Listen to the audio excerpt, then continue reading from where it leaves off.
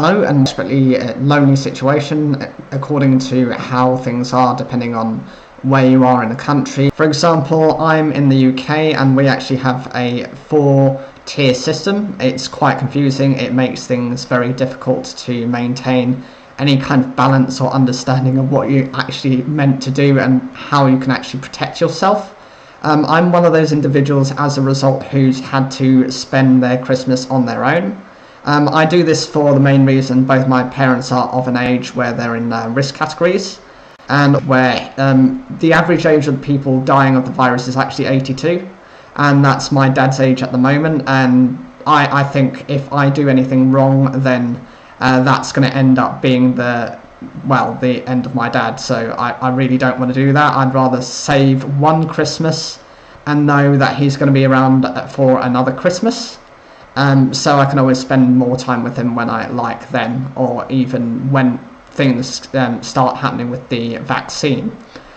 So what I was looking to do with this charity stream is it's called Guts Charity, and it used to be under a different name. It used to be called Core. Its purpose is to help people whose situations aren't particularly good with their gastrointestinal health. Apparently, deaths, according to this, 1 in 8 people are made to suffer their situation of these gastro problems, and these can be life-limiting, and they can also lead to deaths, and premature deaths as well. You think when you deal with your gastro system, that's everything from the very top of your throat all the way to basically, so anything you can do to support, I would be eternally grateful for, which you can find actually on the bottom of this page as well. It leads you to a page which asks you for any level of donation. You can give £1, you can give £10. If you're more generous, you can always give a little bit more. It's just depending on what you want to give, really, and anything in situation people haven't been able to provide or really fundraise as much. So this is my aim, to do some kind of fundraising. I will have some Yu-Gi-Oh videos attached to this as well, which I will be featuring a bit later on in the stream. I might be doing 2 streams essentially today. I'll be doing one maybe for about 2 hours, then maybe going to have my lunch, and then I'll be coming back for maybe an afternoon to do. It gives me a little bit of a purpose, and it stops me from feeling... Guts UK is a charity for the digestive system. Our guts have been underfunded, understaffed, and undervalued for decades. It says we mustn't slow research into digestive diseases, not for COVID-19, not now, and not ever. So what do they do? We're getting to grips with Guts. Guts UK is the only UK charity funding research into the digestive system from top to tail, the gut, the liver and the pancreas. People are suffering, people are dying, all because of a lack of knowledge about our guts. Guts UK exists to change that. Our guts have been underfunded, understaffed and undervalued for decades. Together we will join forces and bring about important change in this misunderstood area of health. Since 1971, they have funded almost 300 projects and invested nearly £16 million into medical research that leads to better diagnosis and treatments for the millions of people who, like us, don't have the luxury of taking our guts for granted. With new knowledge, we will end the pain and suffering for the millions affected by digestive diseases. Guts UK's research leads to earlier diagnosis, kinder treatments and ultimately a cure. Guts UK vision is of a world where digestive disorders are better understood, better treated, and everyone who lives with one gets the support they need. Their mission is to provide expert information. Information is power. When armed with information, patients can take control of their health and make informed decisions. To raise public awareness. This is a key part of their messaging. Our research shows that 58% of people are embarrassed to talk about their digestive condition or symptoms. 51% of people delay seeking advice for their symptoms for over 6 months. When the Guts UK roadshow comes to town, we empower people to seek help and fund life-changing and life-saving research. Guts UK is the only UK charity funding research into the digestive system from top to tail. It's time the UK got to grips with guts. So as for the history, We'll just have a quick look at that. In 1970, the British Society of Gastroenterology first considered founding a charity to promote research in this speciality. A steering group chaired by their president at the time, Dr. Nelson Coggill, compiled facts and figures which established the importance of digestive disorders as a national health problem. Using this evidence as a basis for appeal, a Digestive Disorders Trust Fund was established. Dr. Thomas Hunt, a founder member of the British, were the appointment of the first full-time director, expansion of research of the successful patient information program, and here we have some information as to the research grants awarded by location. So as you can see, it has steadily improved. You've got over 13 million pounds being generated by 2020, but there's always more that can be done. And you know, this gives you just a distribution of where this money is being funded to. So at most, currently you've got London. I think London and Manchester are obvious places. Some of them have the forefront to some of the leading technology. You've got St Thomas's Hospital, which specialises in children. Manchester is also quite densely populated, so you've got people who can be part of research studies quite easily. And then you've got other quite leading university hospitals as well. Nottingham is very high near the top. You've got Edinburgh, and you've obviously got Oxford and Cambridge. Those are leading the way for finding these types of cures. And I would love for anyone who can to please donate. Like I said, this charity stream isn't just for a donation. It's also trying to make people a bit more aware of the situation and that it's becoming an increasing problem. We're in situations where, you know, health makes all the difference, doesn't it? The healthier you are, the more likely you are to be able to lead a successful life and a more fulfilling life. The worse the condition you are in, the more life-limiting you are. So we'll just have a look back at this scene. Okay, we'll get ourselves back on track. And I'm actually going to go into... I was actually going to explain our tier systems as well, just for anyone who isn't aware of the UK, or, well, you're probably aware of what the UK does, but you might not know how it works. For us, it's really confusing because you've got the devolved governments, you've got England, Scotland, Wales and Northern Ireland. It's not so much of an issue when you're dealing with Northern Ireland because there's a physical sea border between us. So it's not like you can just immediately go from, you know, any of the other three devolved countries straight to Northern Ireland. You know, you'll need to seek special permissions. However, the barriers between some of the other countries, England to Wales and vice versa, the same with Scotland to England, are a matter of simply a bridge. You know, you can have one side of a bridge being Wales, the other side being England, and the same with Scotland. It makes, you know, dealing with the three nations a pain at best. So we'll just have a quick look here. We'll just get a Google document up. That's not what I wanted. There we go, so web page. I wanted to know as well, how are you enjoying your Christmas as it is? I know it's quite early. Some people have a bit of a later one, and you know, they don't focus on having something immediate. They might only have like 2 meals, or alternatively, I mean, I used to stuff myself silly during Christmas. I was a crazy child.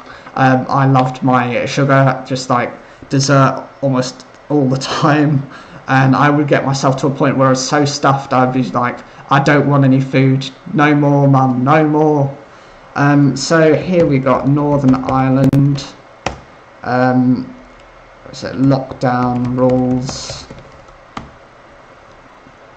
I think Northern Ireland at the moment is currently out of their restrictions. Here we go, we've got the BBC. It's a trusted website, so I'll just give you this information. So, how will Northern Ireland's new restrictions affect you?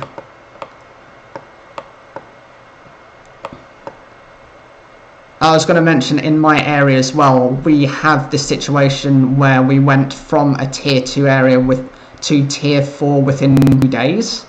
So the biggest issue was, we had no prep, no warning. I was lucky enough to have bought in quite a bit of frozen food. So I'm going to be is on my own, but lots of people aren't going to be in that same situation. Come on. When lockdown was first introduced in Northern Ireland at the end of March, it saw a raft of new restrictions introduced on everyday life. While many of those measures were relaxed, and the Stormont executive have decided a new 6-week lockdown must be introduced from 1 minute past midnight on the 26th of December. So as of tomorrow, it's going straight back into a lockdown for 6 weeks, and it will be reviewed at first within 4 weeks. So it's not going to get a review until very late January. There will also be special Christmas rules with a breakdown of what these are. So the Christmas rules include people can form one Christmas bubble, which can be made up of to 3 households, and one of the households can include an existing bubble arrangement. So for anyone who isn't aware, if you're already in a household that already has someone, like you're in a family and you've decided that your grandma is going to stay with you, your grandparents, that is already a bubble in itself. And then you can have a couple of other households join in just for Christmas. Christmas bubbles in Northern Ireland are on day only, so that means you are stuck where you are. Even if you wanted to do anything, that's it, you can only be there for the day and then you have to go back to your house. There will be some flexibility on which day between the 23rd and the 27th of December people come together to accommodate those working on Christmas Day. Of course, you've got the key workers. A lot of the NHS workers won't actually have that day off.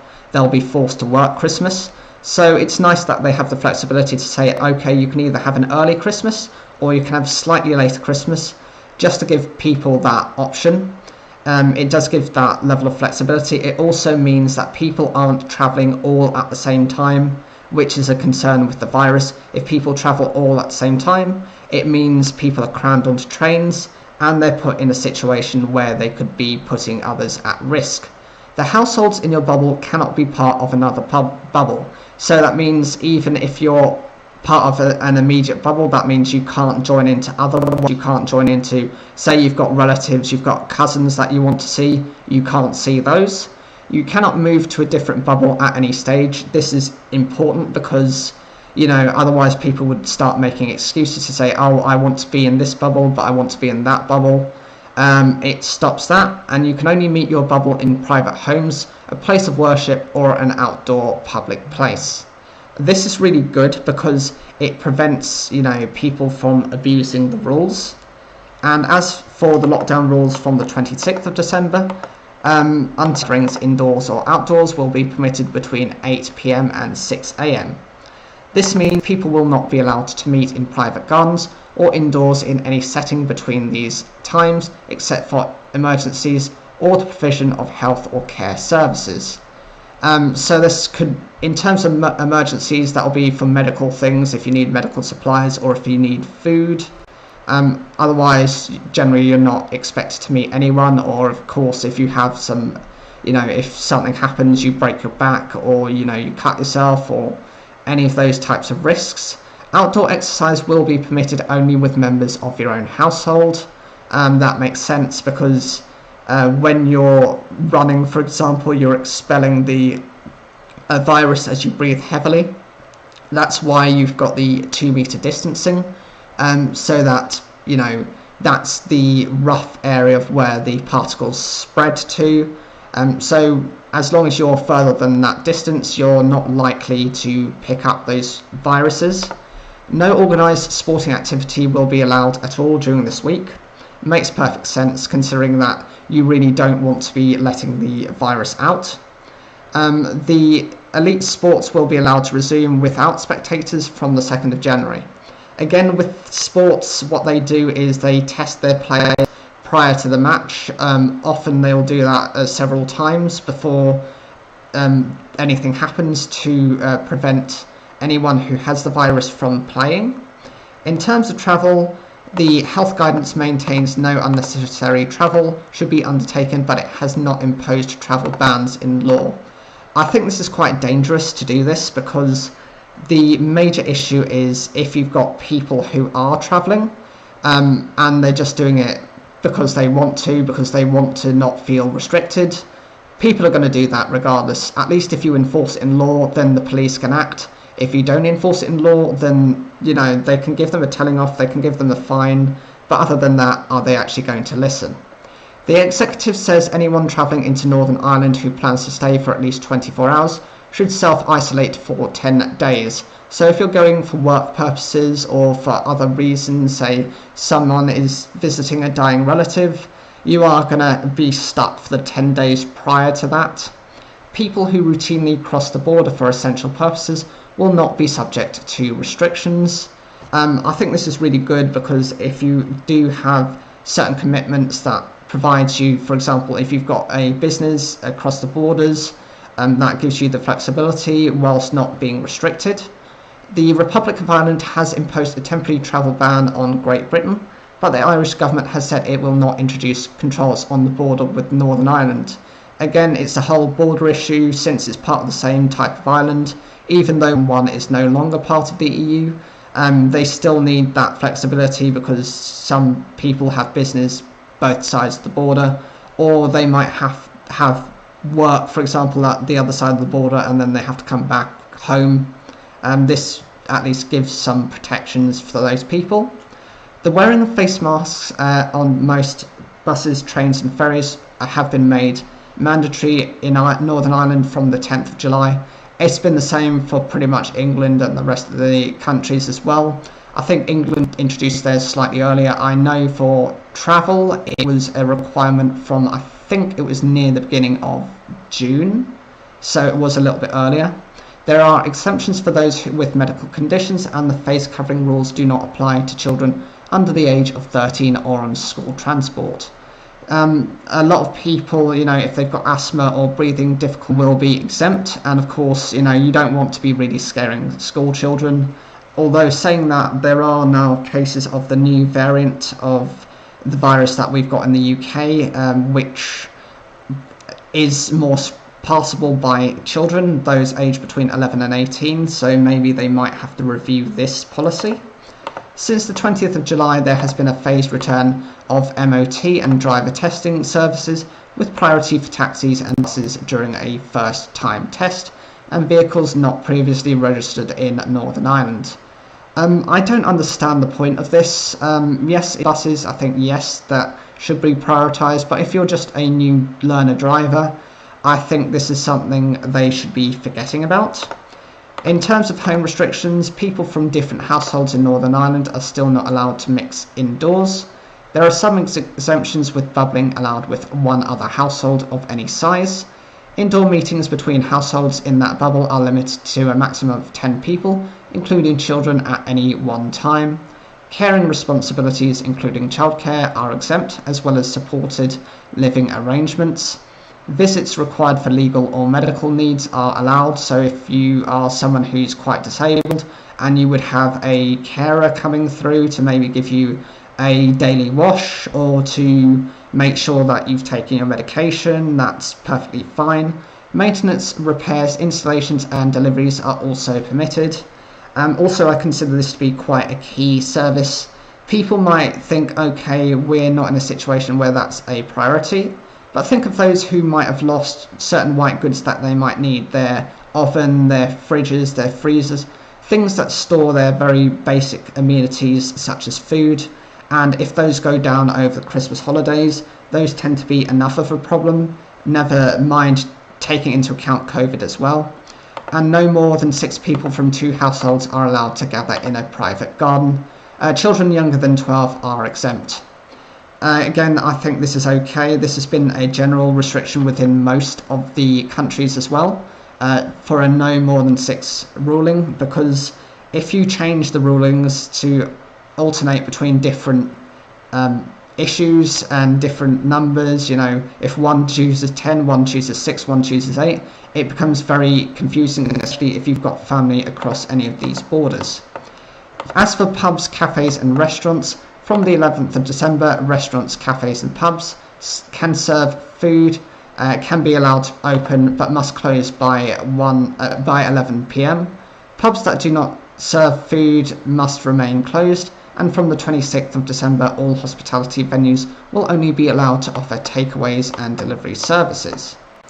In terms of meeting up, from the 24th of August, those gathering in public spaces outdoors can do so in groups of up to 15, which is down from the previous limit of 30. This outdoor limit does not apply to situations such as outdoor sports, entertainment, community, work, religious or some other purposes. Shielding advice was paused from the 31st of July, and those who were told to self-isolate no longer need to shield. Of Health issued updated guidance for clinically extremely vulnerable people on the 20th no longer attend work if they cannot work from home. I think this is a good bit of guidance because in some cases people were being bullied back into work when they were in a situation where they weren't in any fit state.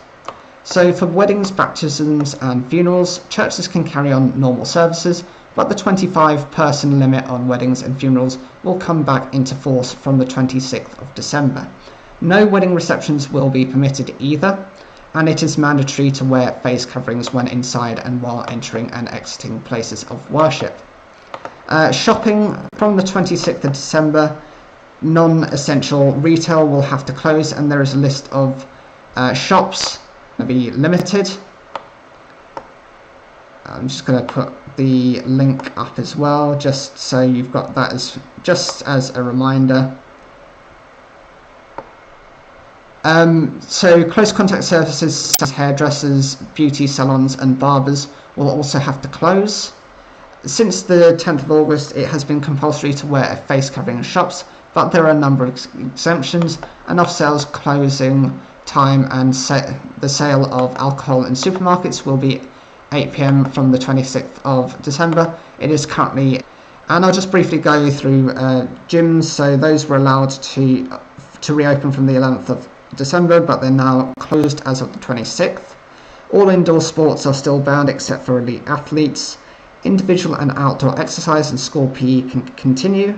Outdoor parks and play areas are allowed to stay open. Inter-school competitive sporting events are not permitted. All schools will remain open to all pupils.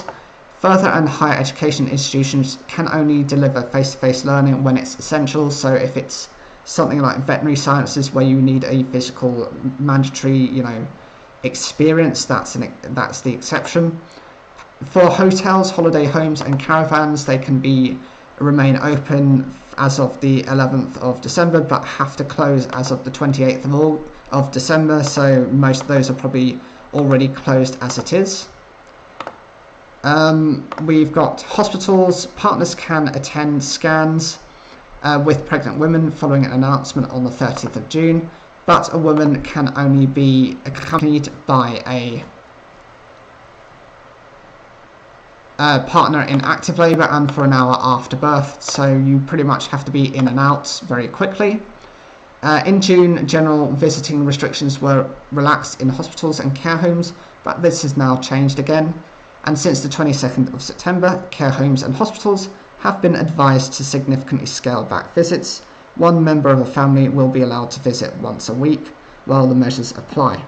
COVID-19 testing is available to one visitor or care partner per care home resident per week over the Christmas period and up to Friday the 8th of January 2021.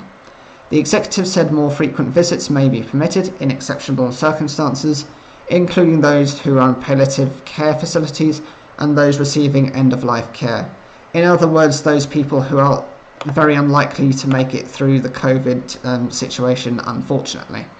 In terms of visitors and attractions with other services, cinemas, bingo halls and bowling alleys, soft play areas and amusement arcades are to close as of Boxing Day. Museums, galleries and indoor and outdoor attractions also must shut, and libraries will remain open for IT access and book and collect from the 4th of January.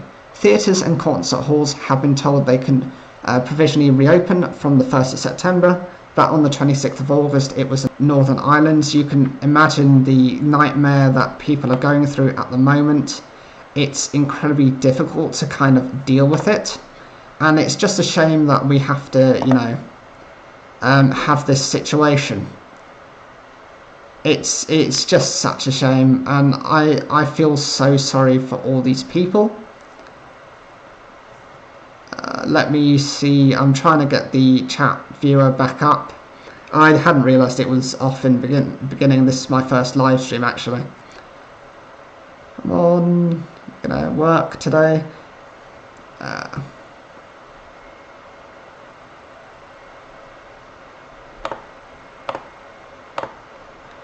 Well, if it's working, hopefully it does. If it's not, I'll answer some questions a bit later anyway. And we'll see if this is working as well.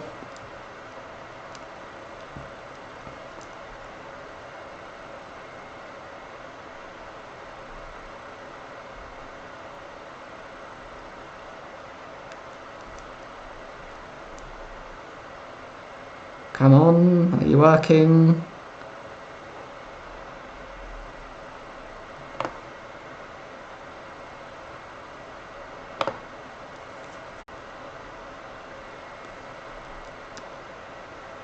Let me know as well what your plans for Christmas are, what you're doing, if there's been anything fun.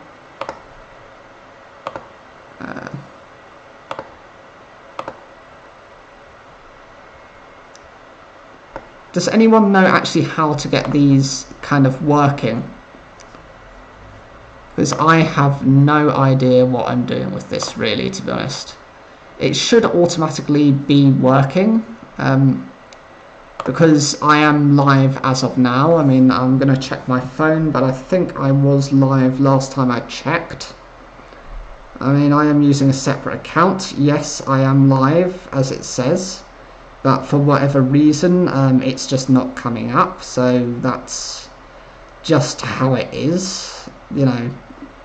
I will get better over time, guys. Don't worry. I am planning to do some more charity streams and some more streams in general in the future. This has just been the first one, is a little bit of a hiccup. And I will search for it a bit later on, hopefully in time for the second stream. So we'll just keep those off for the time being. Anyone who wants to donate, just follow the link. I think it's also in the description as well.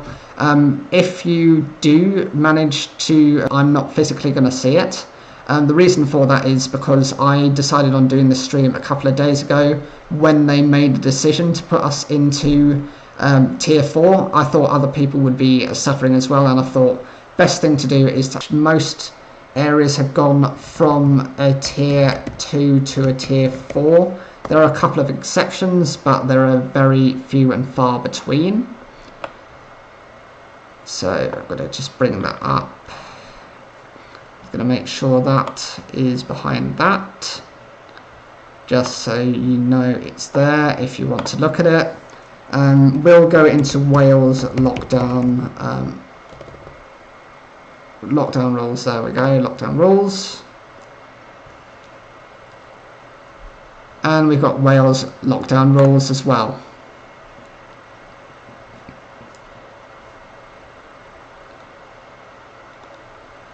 Now, I would have to say, actually, Wales is probably one of the worst. You know, England was considered quite bad for dealing with the virus, but Wales is seen to be just as bad, if not worse. And I would argue they are worse, considering that England has a higher population, and yet, you know, Wales is, you know, being considered a significant threat.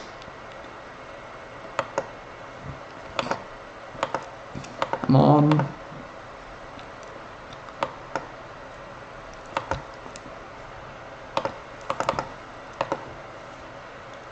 There we go.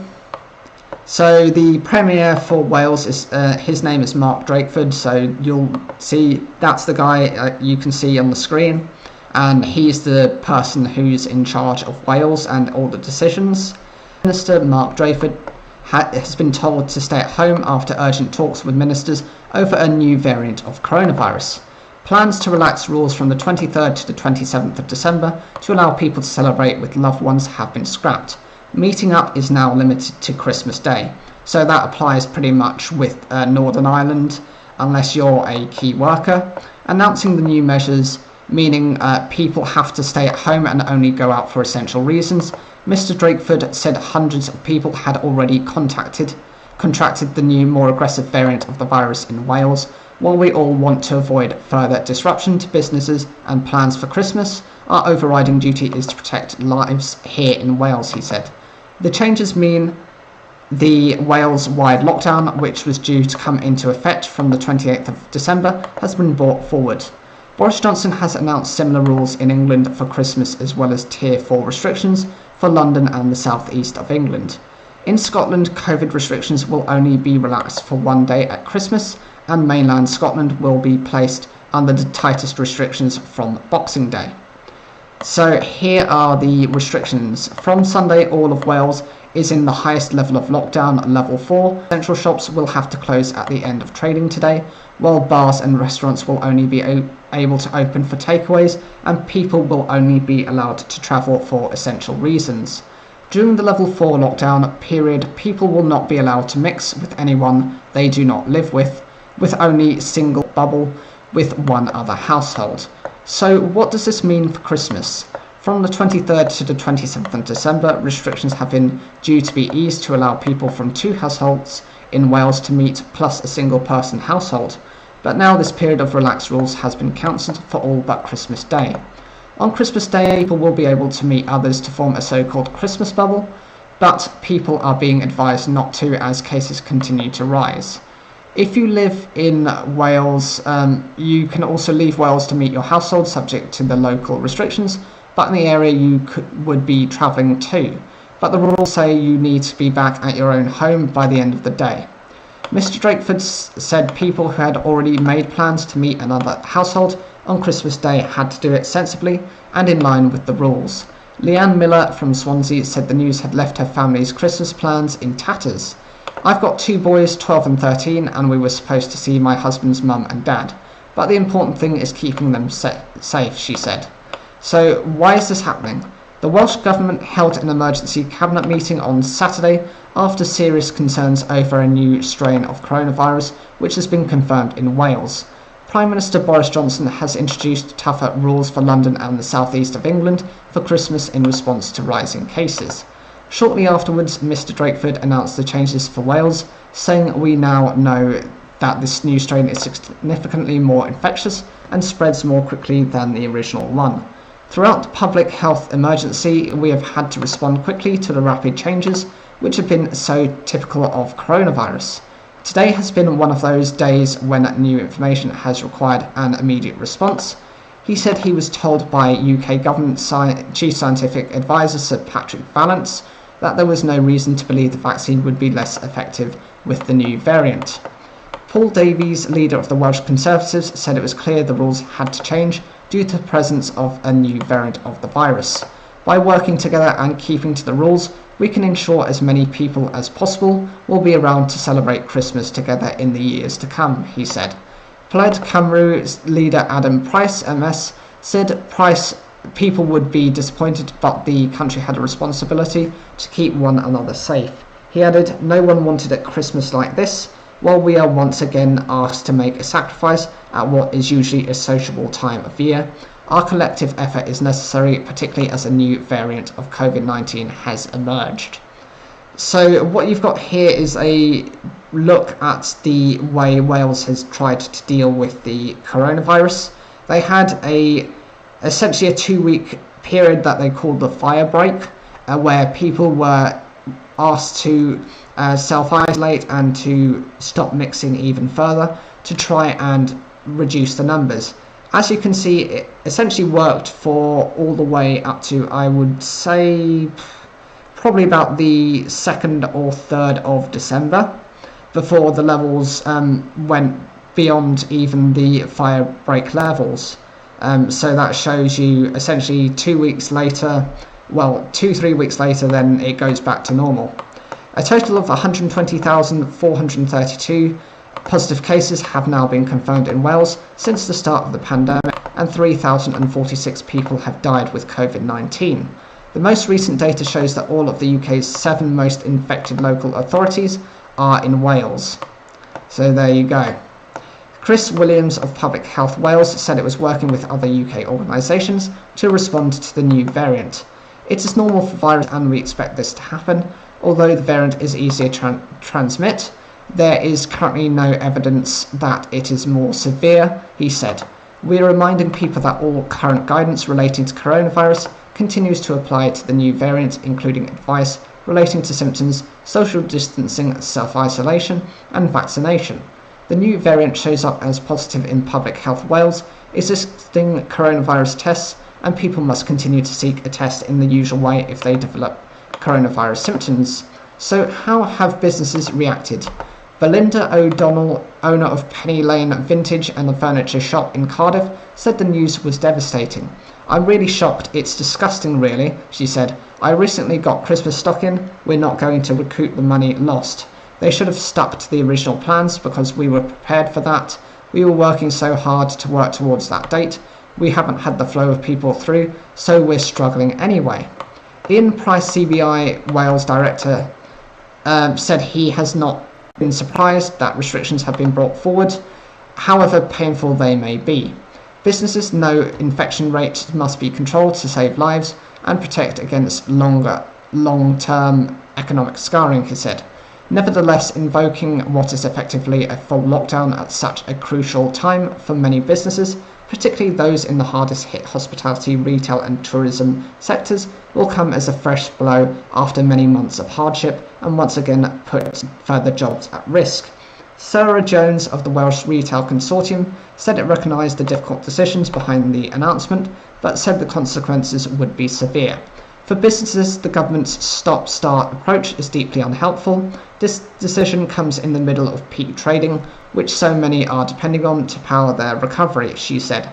Faced with this news and the prospect of losing £100 million per week in sales for the third time this year, many businesses will be in serious difficulty and many thousands of jobs could be at risk. So those are the restrictions as of Wales. We're now going to have a brief look at the restrictions that are coming into place also within Scotland. I would say out of the, I don't know why, I think that's just how Nicola Sturgeon it has been. I can understand they don't want to have people mixing from across the border, but of all the four nations, she is kind of the most protective over the sovereignty and the nationality of her country. Scotland's lockdown rules.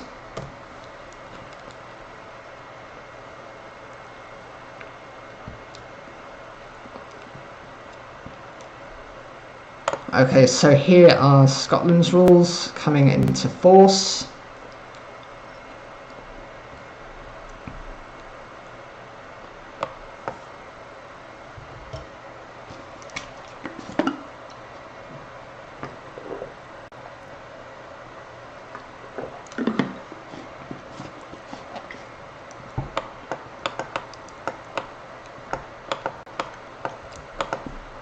COVID measures across Scotland have been relaxed to enable people to meet indoors for Christmas. Bubbles can be formed with other households and travel restrictions, having eased for 24 hours from 1 minute past midnight. The original plans to ease restrictions for 5 days was scrapped following the emergence of a fastest spreading strain of coronavirus. The toughest level 4 rules will come into effect across mainland Scotland from Boxing Day. However, Nicola Sturgeon has warned these measures could be further strengthened in a March-style lockdown. For us, the March lockdown meant essentially people weren't able to go out unless they were to do like an hour daily exercise to get essentials such as food supplies or medical supplies, or if they had some other very, a pressing matter such as they needed to take care of a loved one. Or a maximum of 8 people from 3 households can meet up, although fewer numbers are recommended and people are encouraged to keep a distance of 2 metres or 6 foot and 6 inches away from those outside their own household. Those in a bubble can only gather in a private home, outdoors or at a place of worship, but should minimise the length of time spent with the bubble, especially indoors. People can travel anywhere in Scotland to meet family and friends, but they should not go anywhere else in the UK unless in exceptional circumstances. Once level 4 restrictions are applied, all bars, restaurants and non-essential shops will have to close. The government is to narrow the definition of forcing homeware shops and garden centres to close, while guidance urging people to stay at home as much as possible may be put down in law. People should not travel outside their local authority area at this point, and a ban on travel to the rest of the UK will apply over the festive period. Schools are to stay closed until the 11th of January, and most pupils will learn from home until at least the 18th of January, a situation the First Minister said that would remain under review. The government is also examining whether the current level 4 measures will be enough to contain the new strain of the virus, which studies suggest can spread up to 70% faster than previous variants. Nicola Sturgeon said a decision on whether this was necessary would be taken as more evidence about the new variant became available. A report published by the Office for National Statistics on Christmas Eve suggested the number of people with COVID in Scotland had dropped, but the new strain was responsible for 38% of positive cases. In her Christmas message, the First Minister thanked the emergency services and armed forces, which are still working on the 20th of December, mentioning health and care workers in particular for their efforts over the last year. She urged people to continue keeping a distance, acknowledging the difficulties faced by those who will spend Christmas alone. Scottish Labour leader Richard Leonard also thanked key workers and offered his condolences to those who had lost a friend or family member during this most difficult year. Douglas Ross, the Scottish Conservative leader, said, "Forsaking Christmas Day, hugs and big family meals this year are for the greater good." The Scottish Greens co-leader Patrick Harvie referred to the new vaccine, saying there is light at the end of the tunnel, and Willie Rennie, who leads the Scottish Liberal Democrats, said for many it's not the Christmas they had hoped for, but the end of this Christmas is in sight, and we must all do what we can to get us there safely.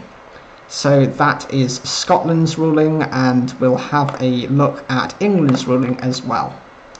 Remember, just make sure to donate if you can. It's all going to a good place. This research, even though it's going to a UK-based charity, it is being provided, and the knowledge and the skills and the information about gastrointestinal diseases will be followed up in various other places, in various other countries. This information is not something they will just keep to themselves. It will be shared amongst the international community. It's simply probably easier to process it being, well, for me, I'm in the UK, it's just easy to process through there. All you need to do is you just need to click on the link, which is in the description, or just type the address as you can see it on the screen now.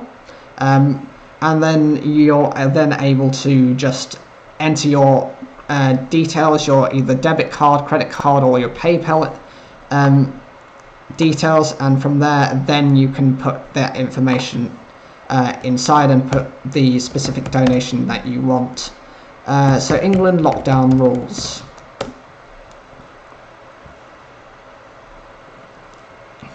So what are the new tiers and lockdown rules in England?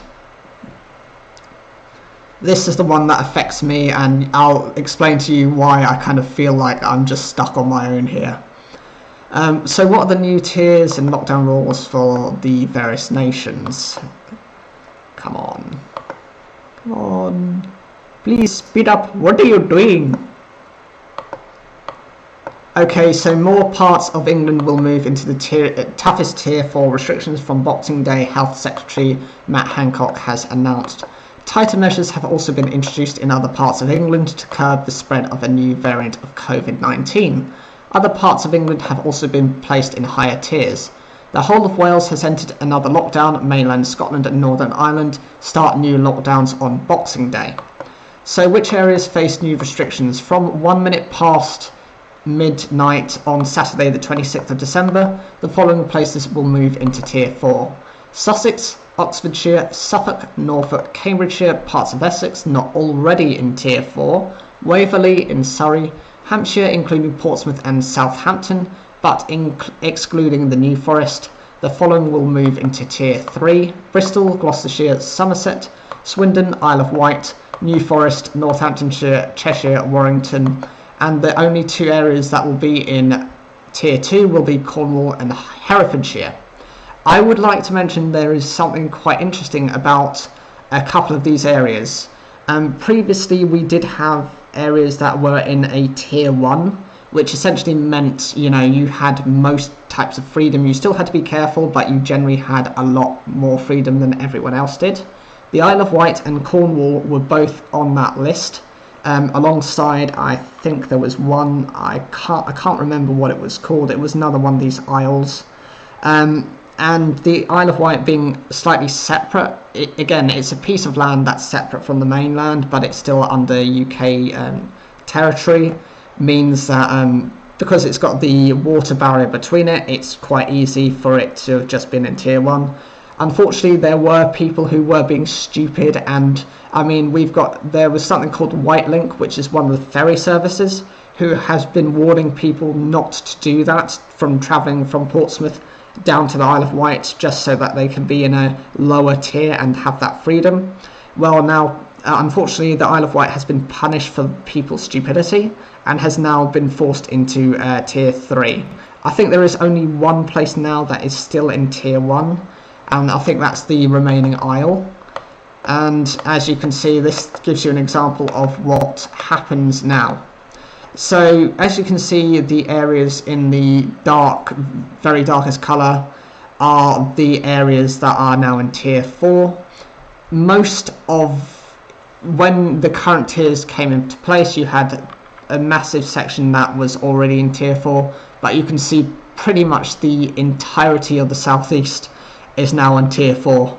They're all locked away. That includes myself, who's in that region as well. It's a nightmare. My parents are in that region, so there's no way I can see any of them either. And what are the rules for Christmas? People in tier 4 areas of England cannot travel elsewhere and are only allowed to celebrate Christmas with members of their own household and support bubbles. There you go, I've got no support bubble, so I'm stuck where I am. Elsewhere in England and Scotland and Wales, joining other households in Christmas bubbles is now allowed on Christmas Day only. In Northern Ireland, one day between the 23rd and the 27th of December is allowed. Exactly who can be in the temporary bubbles varies across the UK. And so what are the restrictions within England? All areas of England have been placed in one of 4 tiers, depending on factors such as how fast COVID is spreading and pressures on hospitals. People in tiers 1 to 3 should not travel into tier 4 areas. Across all tiers, people should now stay local. What are the new restrictions in tier 4? Almost 18 million people now face being in tier 4. Residents should stay at home unless they have a reasonable excuse such as work or education.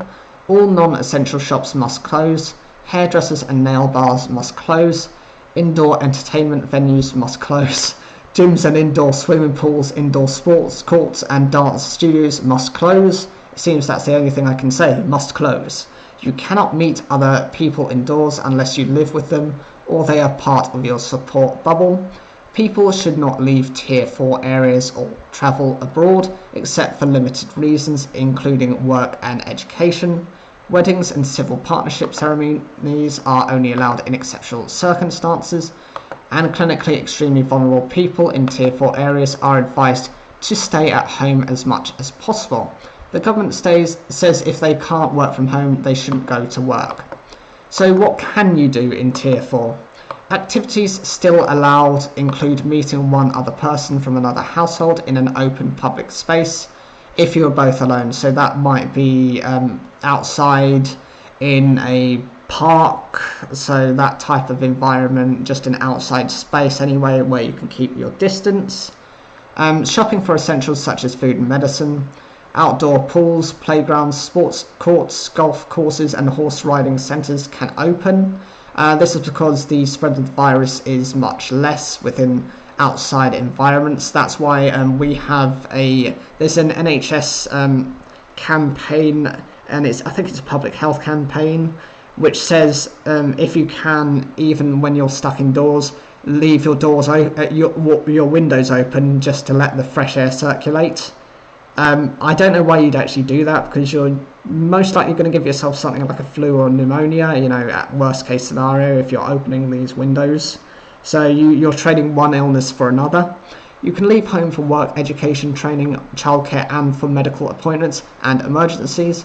There is communal religious worship. Support bubbles are still allowed, and children can move between separated parents.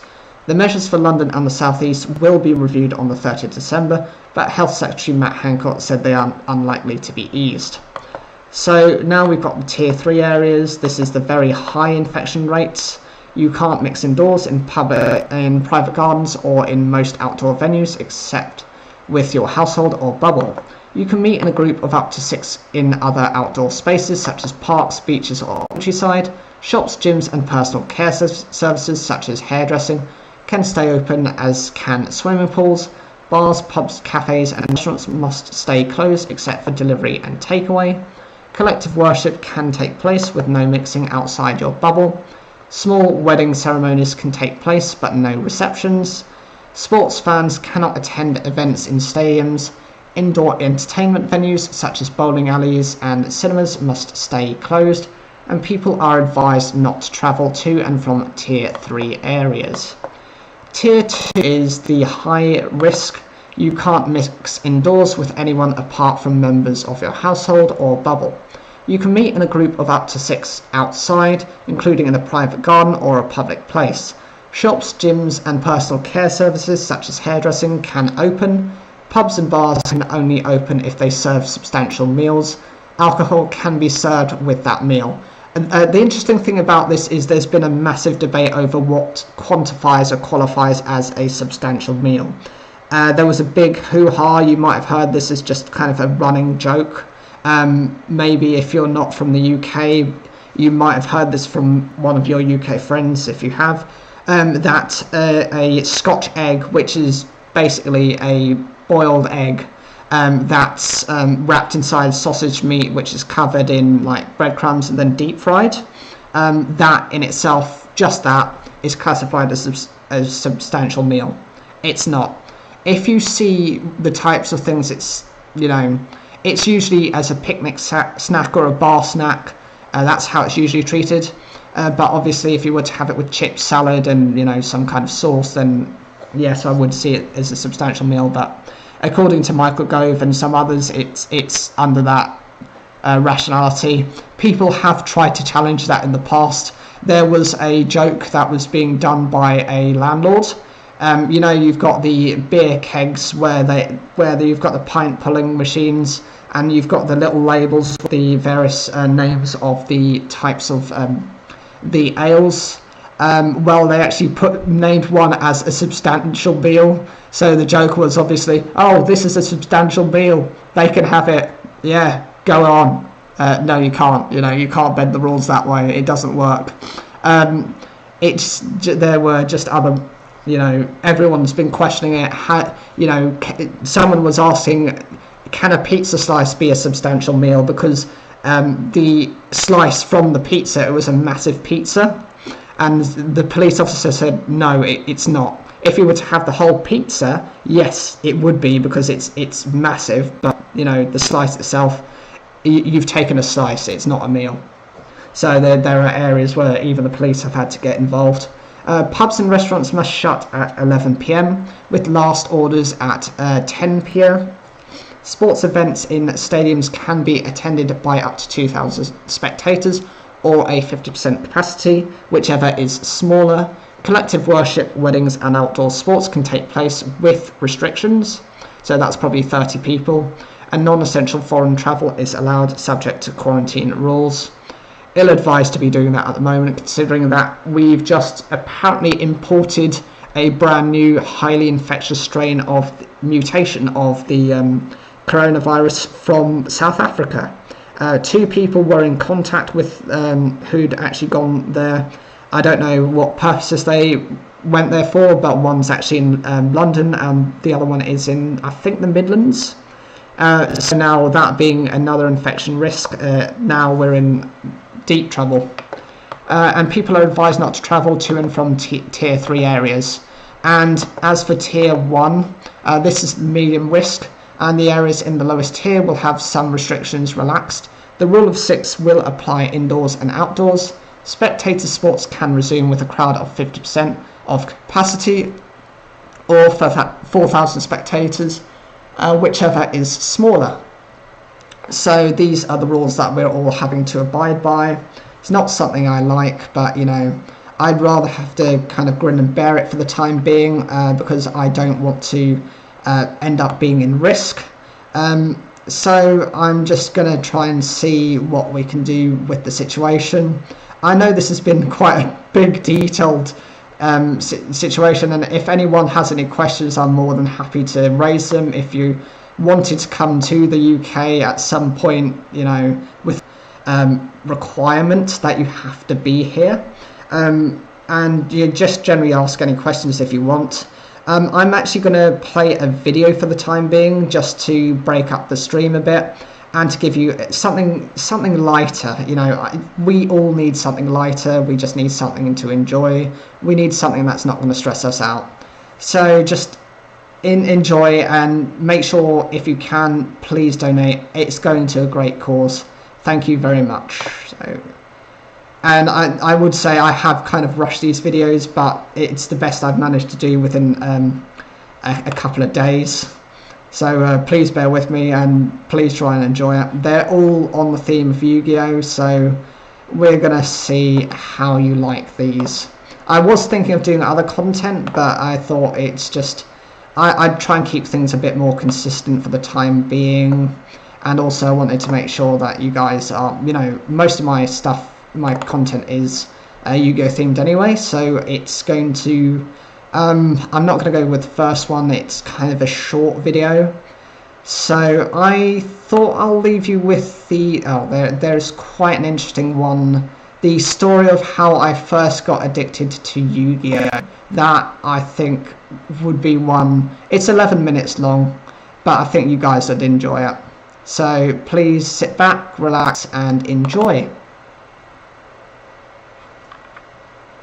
Hello and welcome to my Yu-Gi-Oh! Channel. So today, and you might be wondering why I've got these cards up here. Well, I was first introduced into Yu-Gi-Oh! Back when I was in primary school, actually. I think I was near 6 at the time. It would have been like really early 2000s. I think it was like a Sunday school. I think they were, Greek Orthodox, and so they had to go to these services. But actually, when they got out of them, they were sometimes given these Yu-Gi-Oh! Cards, and actually they were playing with them. One day during school, I remember actually asking what those are. I know every so often there tended to be new fads and fashions for things. I remember when marbles were in, and those were popular, and then they got banned by the school because people were trying to play keepsies for them. You would have situations where if they got onto it, we would use drain pipes to play with those marbles, and because of that, the school kind of banned that, and there were various iterations of that with Beanie Babies and all sorts of things that I can't actually even remember as a kid. This was the current fashion at the time. When I was in year 6, so I would have been about 10, 11, something along those lines. And it was these Yu-Gi-Oh! Cards. Initially, some of the cards I saw were things like Blue Eyes White Dragon, Red Eyes Black Dragon, and I would just see the kids playing on the tables, so I didn't really play as of then, but I just watched and I kind of looked. They were telling me how they were going to continue playing, but how going into secondary school they probably weren't going to be able to use them, because in secondary school they're much stricter and they're more unlikely to be able to play with them. So I had a look just to see what they were like, and I found it quite interesting, and then I started getting into like the TV show. I initially asked my mum for a pack of cards. We went to our local high street. Well, it's not strictly our local high street. It's a nearby one, but it's a bigger hub than our one. So because of that, it meant there was more cards. It's definitely a big deal for me. We went to game shop, game, and I had a really nice time with myself, my mum, and my brother. We went over to McDonald's as we were starting to get a bit tired. My brother, being 5 at the time, he was getting a bit restless, a bit hungry. I was probably about, to be honest, feeling the same, and I was feeling like I need some food in me. The cheap meals, the value meal, or I think it might have been a happy meal as well. It might have been one of those. And I think my mum went with a quarter pounder as well. And I was just there, just having my food with my mum and my brother, and I decided, okay, let's open this pack now. My mum was just saying, like with any kid, just be careful. You don't want to spill that drink on there. It's cardboard. It will get damaged. And she was very careful about making sure that I can wipe my hands on the napkins so I didn't get any salt from the chips or any grease from, the deep frying or any sauce on them. And then I was able to open them. The cards that I've got here are the ones that I opened within the first pack. Yes, I know one is missing because for the life of me, I can't actually remember what it was. It's a shame, it's fortunate, but it's just how it is. And I kind of opened them, just slowly looking at them. At the time, I didn't understand anything about the rulings or how it worked or how the game worked. So I just looked at the cards and think, is this good? Okay, these... And I didn't have anything really to base it on other than the cards that were in this pack. So I looked at the 7 coloured fish. It's like, okay, it's got 1,800 attack. It's a level 4. Is that okay? So I didn't know what that meant. So I just thought, oh, it's an old wood. The artwork looks okay, but I'm not really that interested. Kojikasi was definitely another card that I got. I thought, oh, this is a level 4, same as 7 coloured fish, but it's weaker, so it's not good. Occupy Beam was very similar to Trent. I just thought, okay, it's another weak monster. It's slightly bigger than Kodakasi, but why is it a level 5 versus 7 coloured fish? And the effect, it was the first one of the cards that had an effect, and so at the time I just thought, what is this? What does it do? And then I read it and thought, okay, 300 times the number of cards in your hand. But I didn't know anything about how many cards you would have in your hand or how that would work.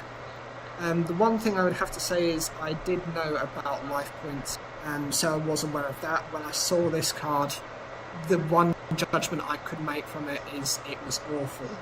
Increasing your life points by 3,000 is fantastic. Up until the point when this card gets destroyed, or any point sent to the graveyard from the field, you just lose those points plus another 2,000. I thought, oh, great, I've drawn the dud of the set, so I just thought, oh great, what can I do with this? Shadow Ghoul again was one that I didn't really understand. I thought, okay, it's level 5, but it's weaker than the 7 coloured fish. Why is it a level 5 when that's a level 4? And then I thought, okay, it gains 100 attack for each monster in the graveyard. I thought, okay, so the longer it's kept out, the more likely it is to be a bit stronger than 7 coloured fish. And then I just looked at my final card, which was the twin-headed Thunder Dragon. I was really confused about it when I first saw it. I just thought, hang on, why is this card purple when the other cards are like either a off yellowish colour or an orange colour? And what does this actually mean? The only thing I could really tell from it was a lot more powerful than the other cards. It was shiny. I loved the look of it. I loved the design, and it has always been my favourite card, and to this day it will always remain my favourite card. It just brings so many good memories of being a kid, not having to worry about anything and just living life, enjoying life. That's what I loved about it. At the time I didn't know I needed the 2 cards that were listed underneath it, Thunder Dragons, and I didn't have a polymerization either, so even if I wanted to, I couldn't summon the thing for love nor money, which I found at the time I didn't understand. Until I started watching the show, then I started getting ideas of, oh, this is how it works, this is what I need to do, and decided, oh, I don't have the cards necessary to bring it out, which is a shame. But I love the design, and I saw from the stat lineup and think I got really hyper and excited at just seeing the stat lineup on it, and this was the first card I could see some comparison to stat lineups versus what it was in the set. And even to this day, I still have that card. It's protected. I've got it in the house, and I absolutely would not. So I'm more than sure that it would be worth something now, but I would not sell it on for anything. It was in the original set of Metal Raiders that I got, which is, I think, the second set to come out. And it's just my fondness. Just as a small side note, I actually did get I did get encouraged from watching Teching 101's charity live stream. I thought it was brilliant. I thought it was engineered really well, and actually it was nice to have guests on. I'm doing it for a different charity, which is Guts UK.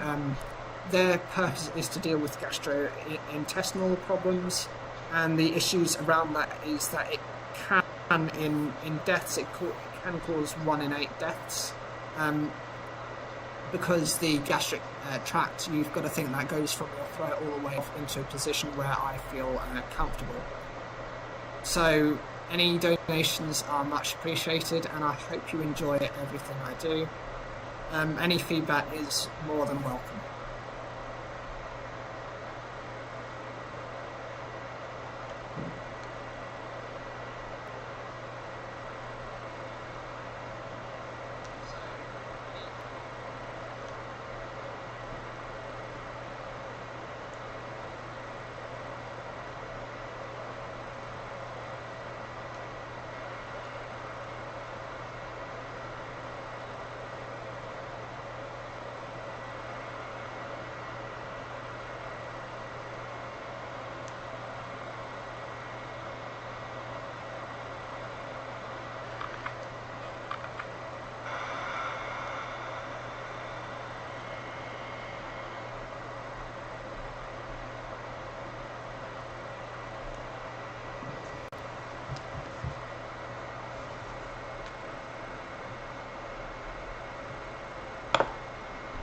Okay, so that was the information about how I first came into Yu-Gi-Oh! As I told you before, that I started really early and really young. I'm 28 now, so I was around when the beginnings of Yu-Gi-Oh! Was around. I was in year 6, so I was about 10 or 11.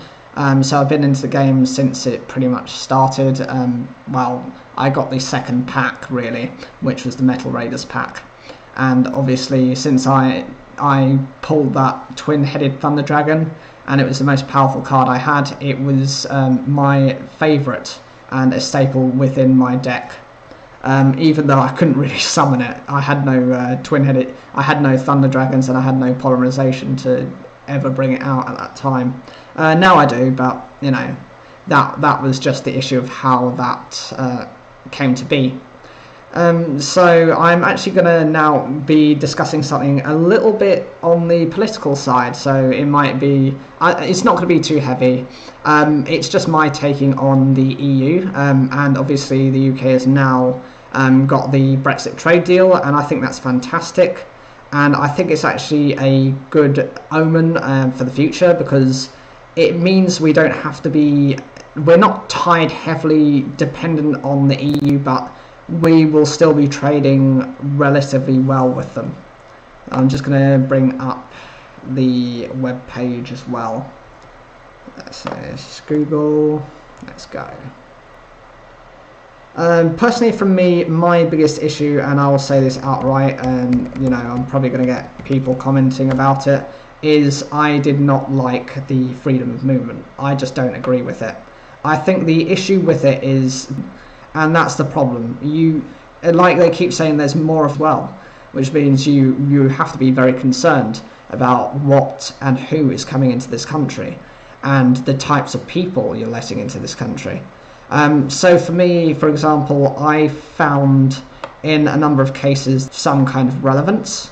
They are the case of Alice Gross, who was a 14-year-old girl. Now, basically what happened with her is this was in Chiswick Park. This was when she was 14.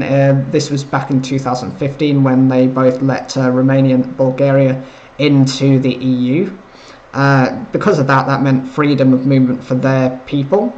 Now, a Romanian citizen named Arnold Zolkins actually had killed his wife, came over to the UK and killed that 14-year-old girl before the coward then killed himself.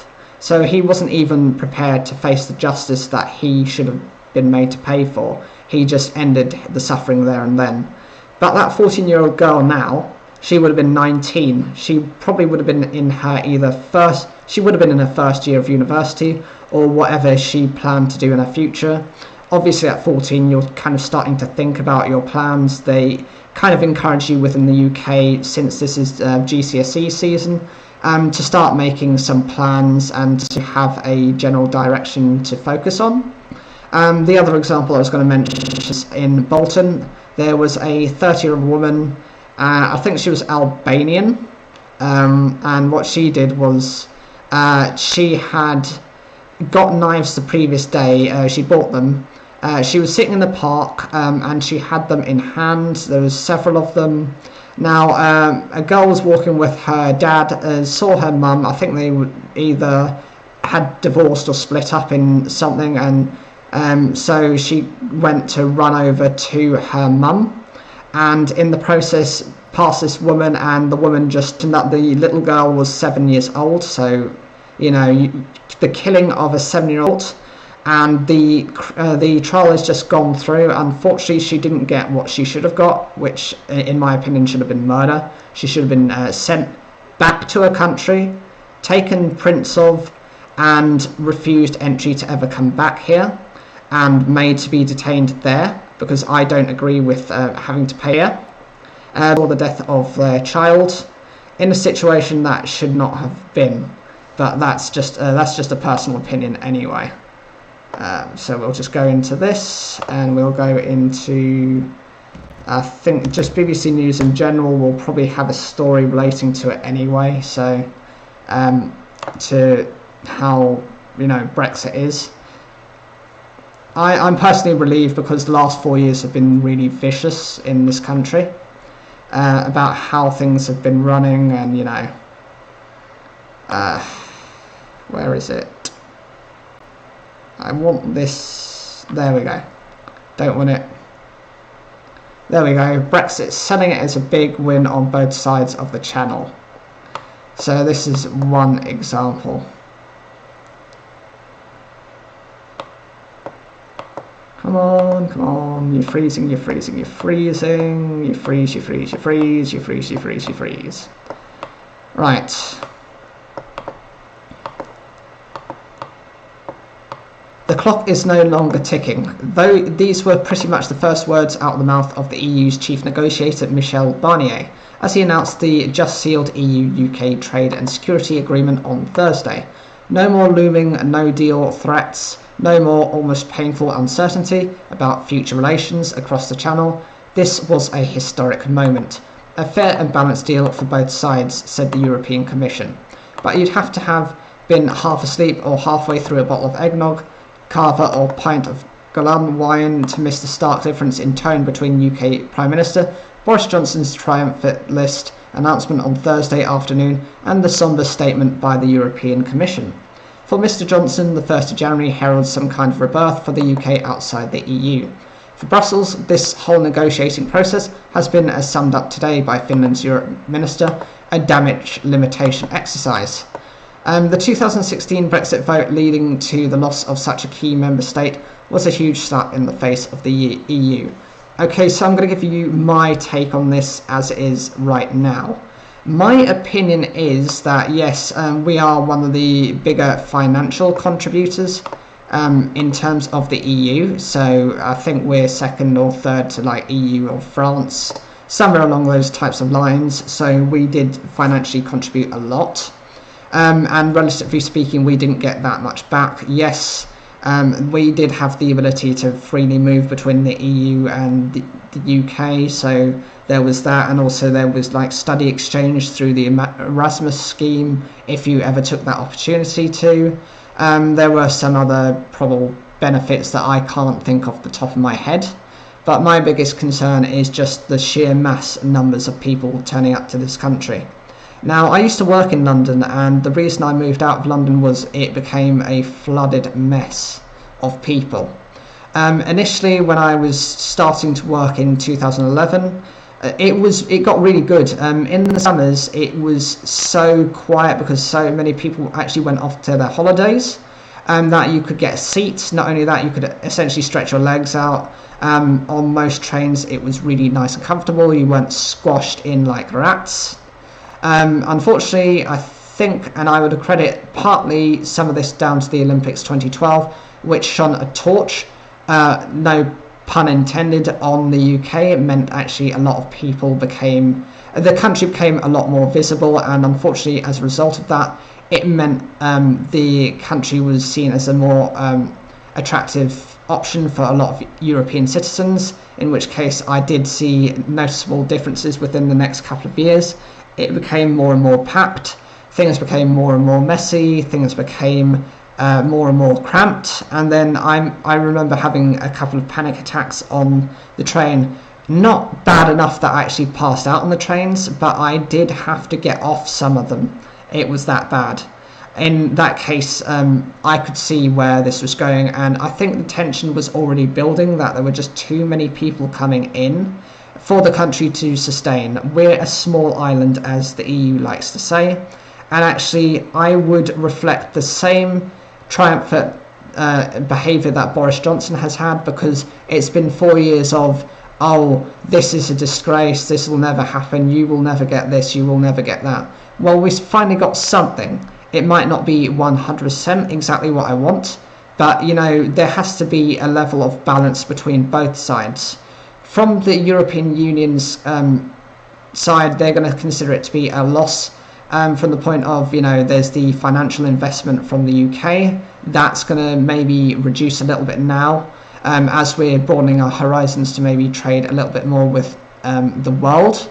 Another issue is, of course, people aren't going to have as many opportunities to come to the UK in the same way that we're not going to have the same opportunities to go to EU.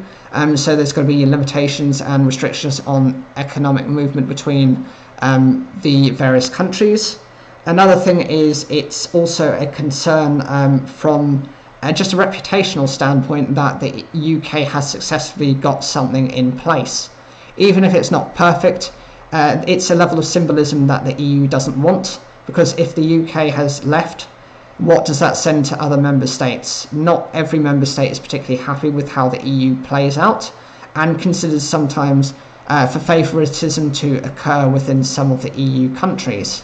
So look at, for example, Greece. I know that's been specified as one example of a country that doesn't like the situation it's in. It's had to be bailed out multiple times and has to go back and deal with some very strict financial requirements and almost debt restructuring from the EU. So it pretty much is under the EU's thumb to do everything it has to keep itself within the EU and its parameters, and to potentially get any other bailouts. That's the issue that they have, and I'm sure there are various other areas with those same issues. Its aim since there has been to sign a deal with the UK to want the same option. French President Emmanuel Macron commented on Thursday that the EU was right to have remained steadfast and united since the Brexit vote. He said they could all now proudly look to the future instead. But this is by no means the end of the EU-UK conversation. The treaty must still be ratified, and it's not only the UK Parliament that wants a peek. Spare a thought for the 27 ambassadors who represent EU member states in Brussels. They're being dragged to a meeting on Christmas morning with Mr Barnier to discuss the details of the deal. The text must be approved by EU capitals before the year's end. Each country has a veto, though they're not expected to use it. Mr Barnier and team kept them on board and in the loop every step of the way throughout the negotiations. The same goes for the European Parliament. It's expected to ratify the deal early next year. Until that moment, the agreement will be adopted provisionally as allowed under EU law. The new year is when we start to find out what Brexit really means. We don't really know what it feels like yet, what impact it will have on all our lives. The transition period kept EU-UK relations pretty much the same in practical terms, but that all ends on the 31st of December. A far cry from the friction-free trade deal once promised by former Prime Minister Theresa May.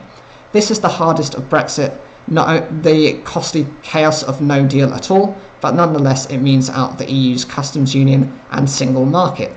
There will be considerable non-tariff barriers from 2021. Remember, the UK is a service-based economy, yet this agreement hardly deals with services at all. UK financial services must await possibly 4 months yet for the EU to decide unilaterally what access they can have to the single market. The UK also impatiently awaits a ruling from the EU on data adequacy, how free the flow of data can be between the two sides. Despite the relief expressed by a number of EU leaders on Thursday that this trade deal was finally agreed, the bloc begins its new relationship with the UK in quite a defensive, wary frame of mind. EU leaders have not forgotten the controversial clauses the UK government introduced into its internal market bill this autumn, contravening the Brexit divorce deal signed with them less than a year before. It was because of that the EU said it pushed so hard for tough retaliation mechanisms in this trade deal in case the UK doesn't keep to its part of the bargain, and vice versa, of course. Brussels' assumption is that the UK will be keen to diverge and yank away from the EU's gravitational pull as soon as it sees fit. It was quite a remarkable achievement of both negotiating teams that they managed to marry the two sides' very different priorities. For the government to be able to say it had protected national sovereignty after Brexit, avoiding signing to a new Brussels rulebook in exchange for a trade deal. The EU's main focus was protecting the single market from what they feared could be unfair competition from UK businesses, aggressively undercutting their European rivals. Oven ready and cooked to perfection, rushed completion in a record-breaking 9 months. This deal clearly won't be faultless. All those devils in the 1,800 pages of details, some allowing different interpretations on issues by both sides, will become apparent in the upcoming days and months. But frankly, neither the UK nor the EU will have completed the agreement if they hadn't felt they could sell it to their domestic audience as a big win. And that is what they are now busy doing on both sides of the channel. So the basics here relate to a Brexit deal has been agreed days before the deadline. It means that the UK and the EU can continue to trade without extra taxes being put on goods, but we don't know all the details yet.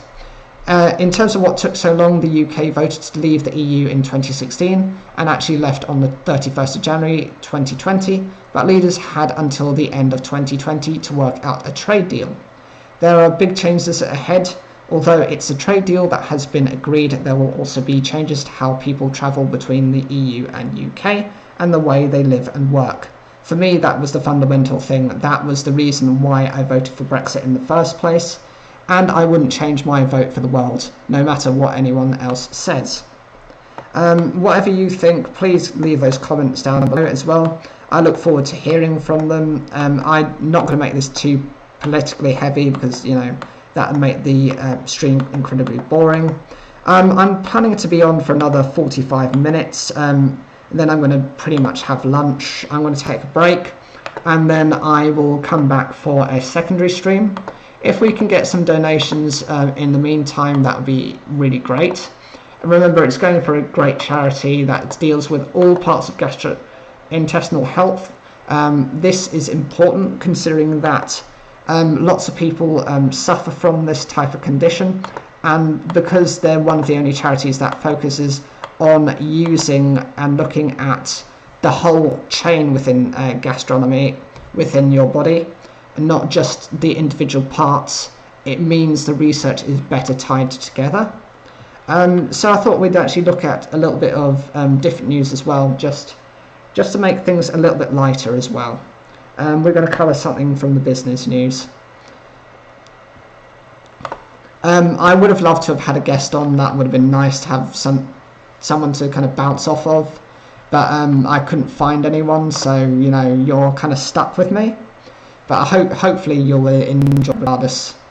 Come on. This is the only problem when using this this accursed BBC News. It is really difficult to kind of see what these titles are. Okay, I think we will go with what is this one? Oh, there we go. I like this story. I've had a look at it already, but it's a really nice one.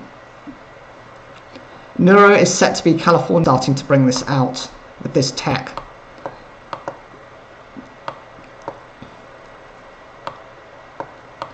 California has given the go-ahead for a commercial driverless delivery service for the first time. Robotics startup Neuro plans to start its driverless delivery operations as early as next year. It previously tested its R2 vehicles in the state in April, but the permit will let it charge people for its service. The firm's vehicles will be limited to 35 miles per hour or 56 kilometers per hour, and will be restricted to operating in fair weather conditions. They don't specify what that is. It could be in, I don't know, minor rain. I mean, it's not going to be gale force winds, is it? Issuing the first deployment permit is a significant milestone in the evolution of autonomous vehicles in California, said California Department of Motor Vehicles Director Steve Gordon. We will continue to keep the safety of the motoring public in mind as this technology develops. Neuro was founded by 2 former Google engineers and has funding from Japanese firm SoftBank.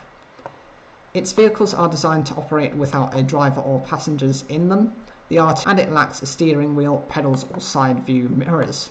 The vehicle has an egg-shaped frame that is smaller than most cars in the US. It also has 2 temperature-controlled compartments for deliveries. Doors raise up to reveal the items once a code has been entered by the recipient. During a previous trial in Houston, Texas in February, the R2 delivered pizza for Domino's Pizza, groceries from supermarket chain Kroger, and goods for Walmart. Even so, one transport expert said safety issues would continue to be a concern.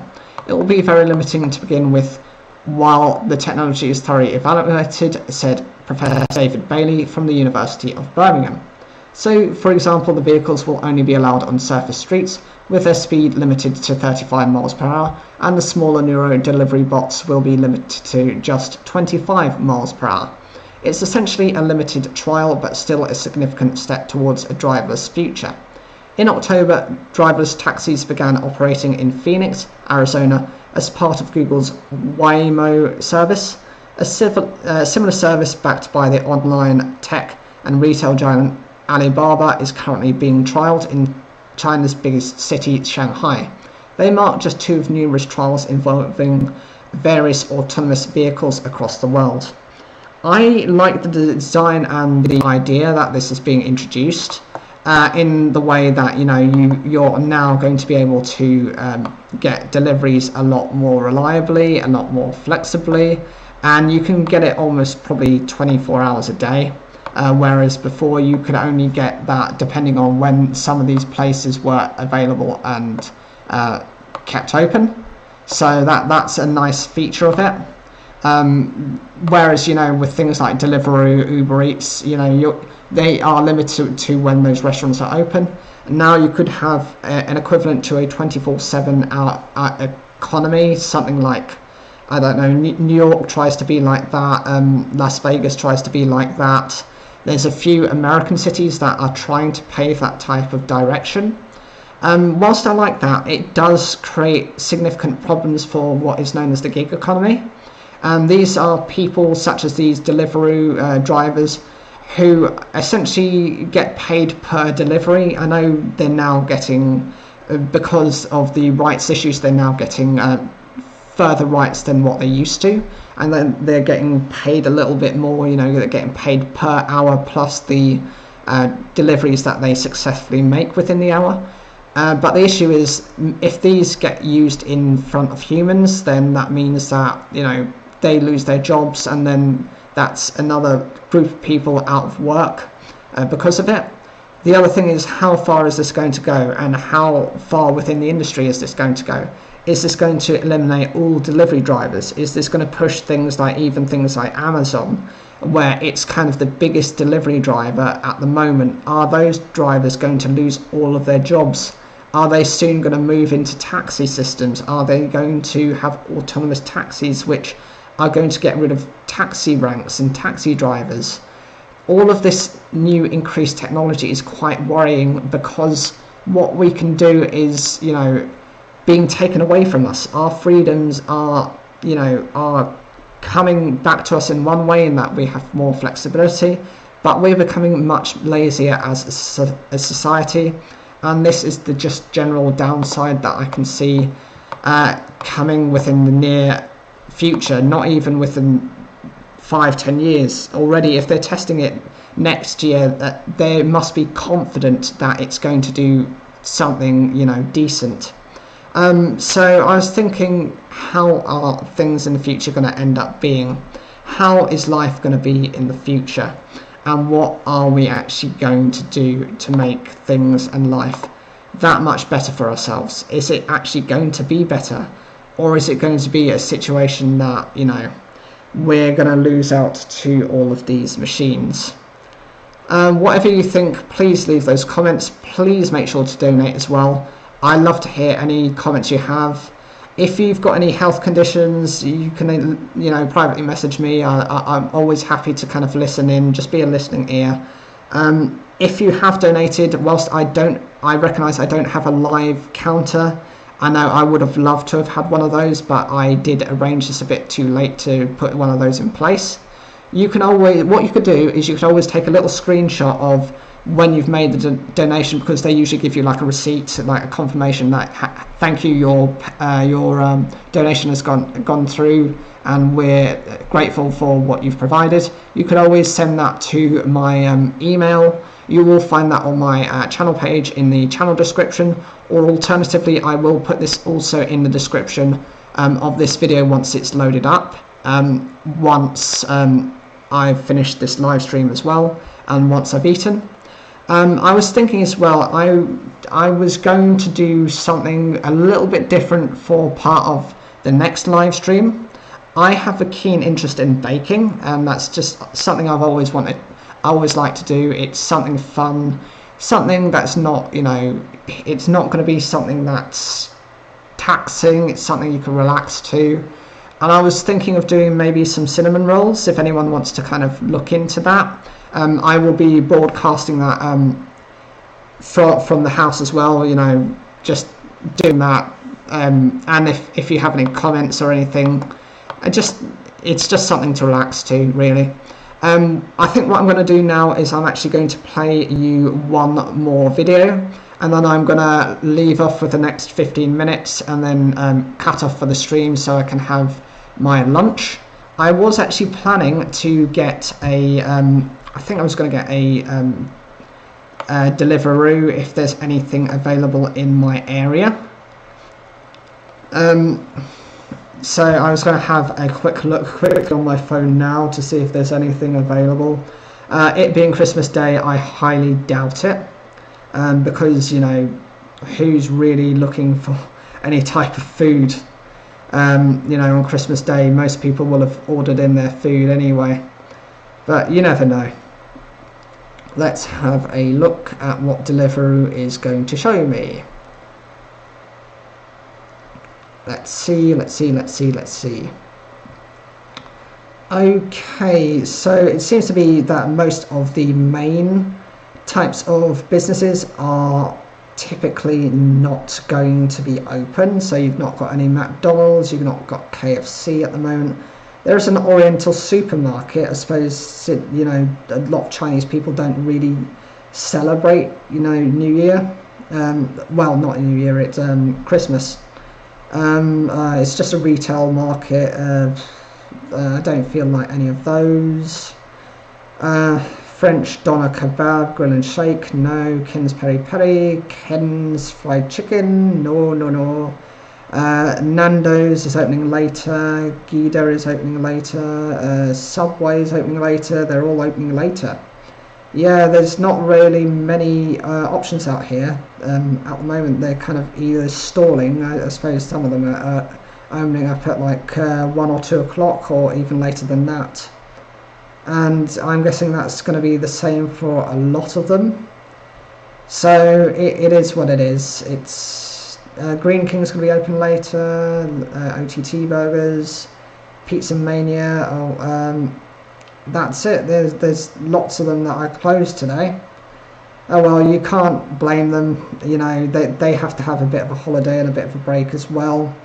The thing is as well, I have a background in food, so my biggest concern is I don't really want to be going to some of these certain places that aren't franchises or known names, for the simple fact that I know the effects of what food poisoning can do. I have been very lucky, touch wood, that I have not had food poisoning, because I'm incredibly careful about what I eat and how I eat. I'm very aware of certain food risks, for example, things like sushi, and anything alongside things like sushi are quite high risk.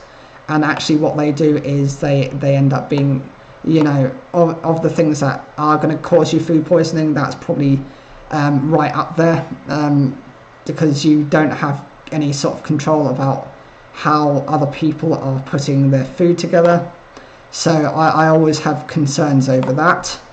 I think as well I might as well I might actually go for a little bit of a story time to fill in the last half an hour as well. I am part Sri Lankan on my dad's side. I really like being Sri Lankan because I think it's a nice kind of place to be. I've been there about 4 or 5 times, but I did have a situation with a type of food in Sri Lanka.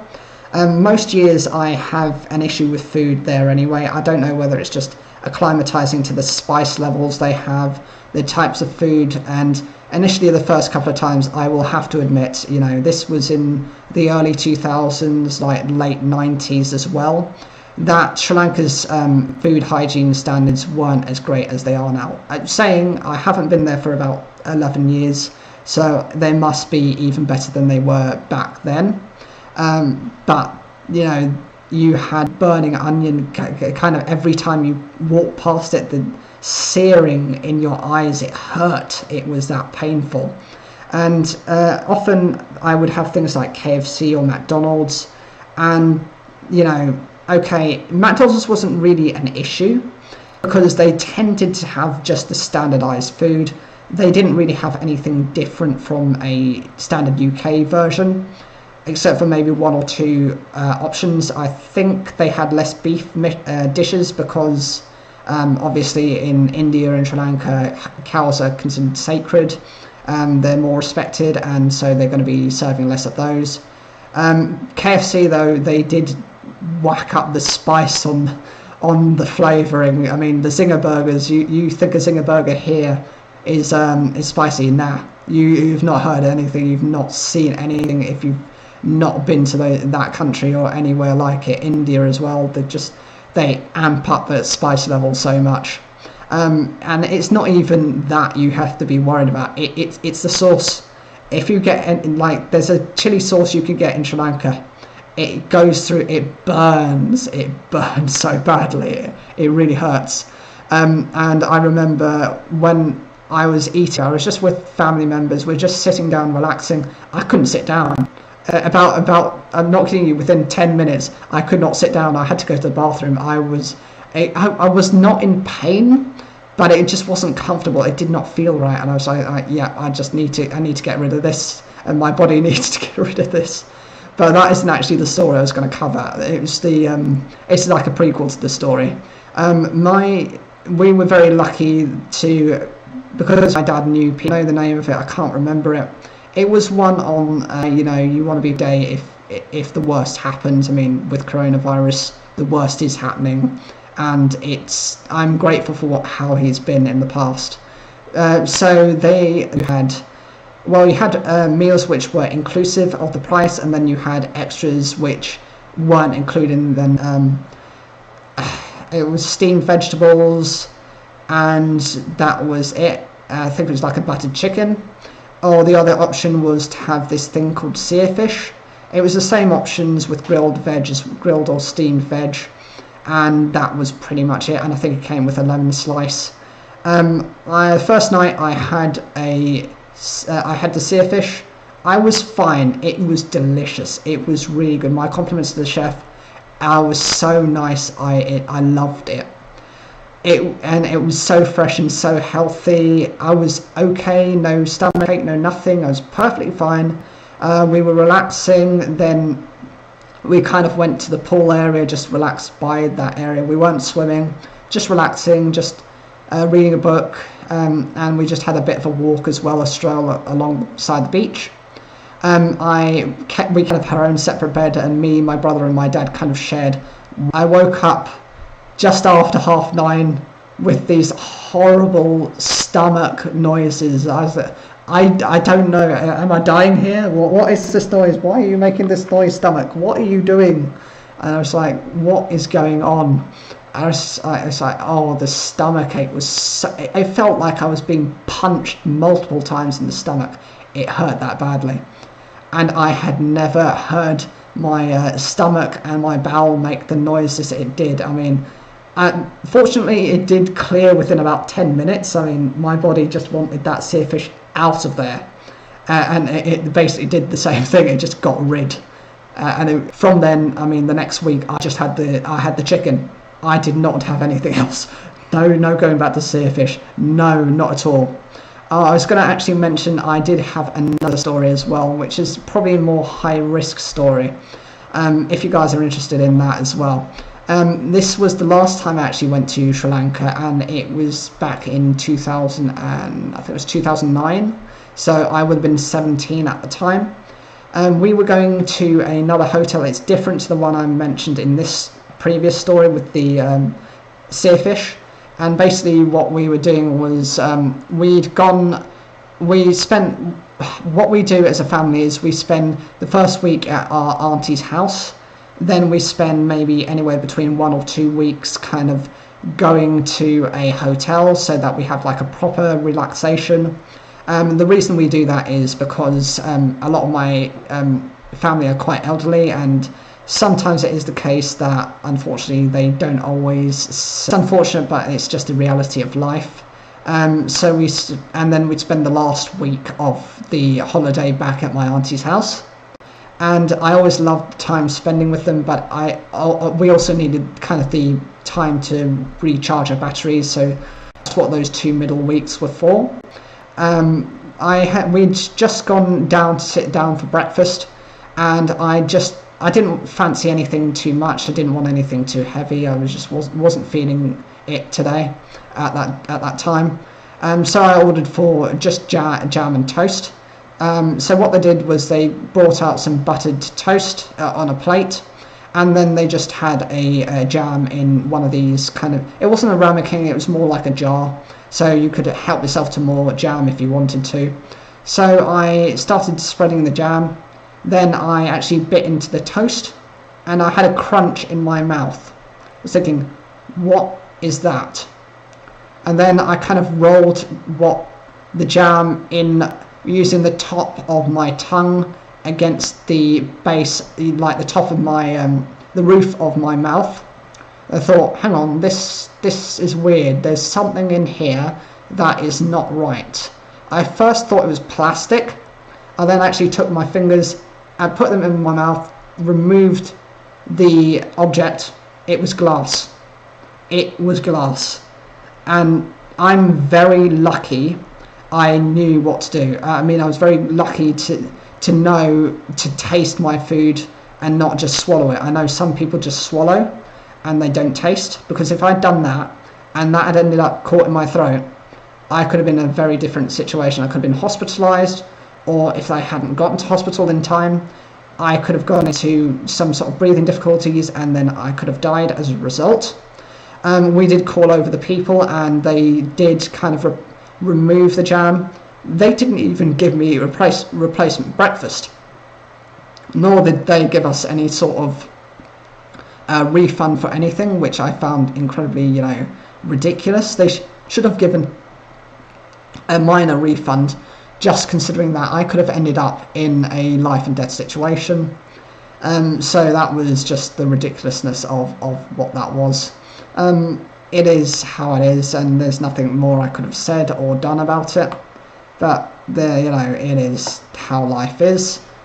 Please make sure to donate to this charity as well. Like I said, everything is going towards them. They're going towards medical research, and they also make awareness campaigns as well. So it's all being used for a specific purpose. Anything you can do is advisable. Even if you can just tweet this out, promote it in any form, and donate, that's very much appreciated. Any free forms of promotion I'm very grateful for. I'm actually going to play a video now because I think it's about time for a second video, and then I'm going to probably spend maybe, depending on what the time is, maybe 10-15 minutes just finalising this, going maybe over what my future plans are and what I'm planning to do at the moment, obviously with COVID, what my situation is, and just giving you a little reflection on what my life is at the moment. So I'm just going to bring up a new video. I'm going to try and find something that's going to be about 10-15 minutes. I did kind of upload a few prior to this, just so I had something, something to break up these as well. Which one should I go for? You know what? I am going to go for the one story that I really would like to introduce you to: how I ruined my second ever pack of Yu-Gi-Oh cards. So enjoy. Come on. Hello and welcome to my There we YouTube. go. So as you can tell, I've titled this one, How Could I Have Done This? How could I have destroyed this set? Well, I've got an interesting story about this. Similar to how I have just introduced you into how I originally came into the game. The next set that I got was actually the Magic Ruler set, and the reason I call it Magic Ruler and not Spell Ruler was because when I was into the game, when I started at the beginning of Yu-Gi-Oh, it was originally called Magic Ruler. It had an issue where they had to change their name from Magic cards to Spell cards, and that's how this happened. Well, again, I think I was about 10 or 11 years old. We were on a family day trip again to my kind of that same area that I was saying before. It was a shopping centre. It's a really nice area, and my mum, my brother and myself were going for a bit of a day trip as well. Again, we went to cover, just see what was around and just have a nice time. We went to the butcher's, we went to Thornton's again, my favourite place. We went to Game to get another pack of cards. In this case it had been the Magic Ruler set. We were just going around doing a bit of shopping as well, just a bit of mooching. We just had a really nice, family moment, family time, and really nice memories from that. But unfortunately, because I was kind of carrying quite a few things, and for me, even though we got another McDonald's, I wasn't too hungry at the time. We didn't realise the time that we would take it as to go rather than to eat in. In doing that, I had like a Happy Meal, same as my brother, and I had a Coke in my hand, and then I had the new pack that I was really excited to see, and I was just so excited that I wanted to open them. If you open them, chances are things are going to spill or things are going to get messy, which is exactly what happened to me. I had one Coke, my Coke in one hand, which was, at the time, you got the super big ones. Now you don't see those these days unless you go to America. In the UK, they cut out all the super sized fries and the Coke because of, they were worried about junk food sizes and obesity as well. That's back to the story. I was opening the kind of, if you knew it, has quite a few speed bumps. Reason is, you've got some crazy, and because of that, kind of it went over a bump, and then because I had barely touched the Coke, some of it spilled out onto the pack. I was able to recover most of the cards, and they were in a decent condition, except for the card which actually. I still have the card now to this day. I don't have it on me, but I'm sure it's within my collection. It's a card that has memories as well. My being a little kid. Unfortunately, it's just how things go, and I'm sure you've got your own kind of stories to tell about them. Most of the cards were fine. They were just got a bit wet. I kind of had to pat them down using my shirt because I didn't have anything else, and maybe a couple of napkins as well. But that's just how things are, aren't they? You know, you're always going to get a little bit of mess here or there. Most of the others I were able to recover, but as you can see, for a first pack it wasn't particularly great. I'll just cover them now. Malevolent Luster is a Morton. At the time, you know, it was one of the more consistent ways of boosting up your monster's attack outside of field spells, and it was certainly one of the highest, if not the highest. And it could recover itself as well by just paying a 500 life points and then returning it to the top of your deck.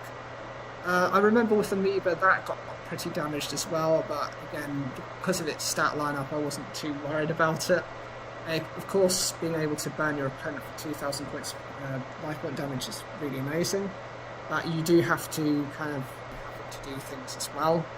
Maha Vilo wasn't too damaged, set of 9 here, and of course it paired well with Malevolent Luster, as that boosted its attack points by 1,200, making it a 2,750 attack monster. For a level 4, I don't even think that's too bad.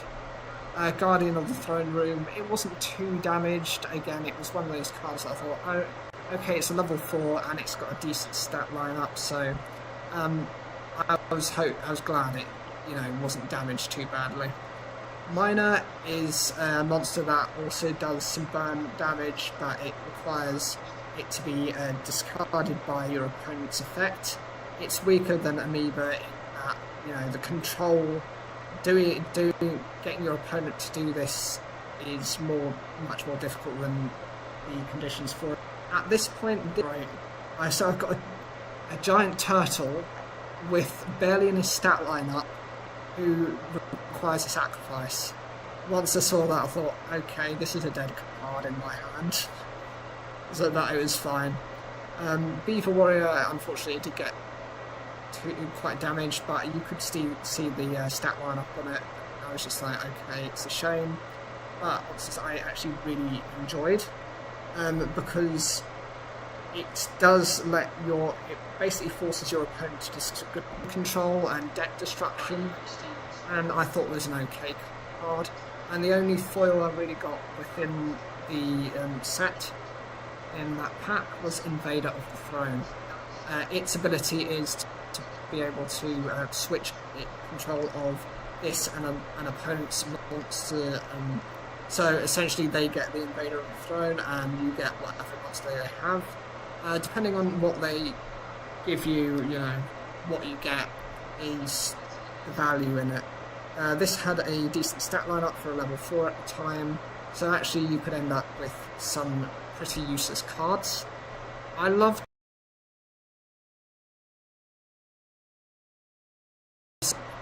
keep an eye out for the live stream. I'll keep you updated with any donations if I can, but if not, I think they're done privately through their donation channels, so I might not have as much access as, you know, I might want to, for security reasons and personal details, GDPR. If anyone wants to know what that is, it's General Data Protection Regulations. It's an EU mission, and you can only retain it for a certain amount of time, and you have to seek further, you know, clarification if you need to repurpose the information as well.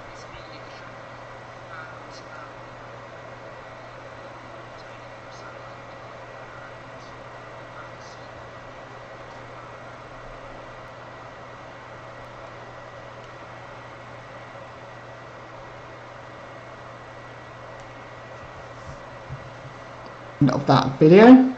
I'm going to be on for another, I'm thinking, what's the time now?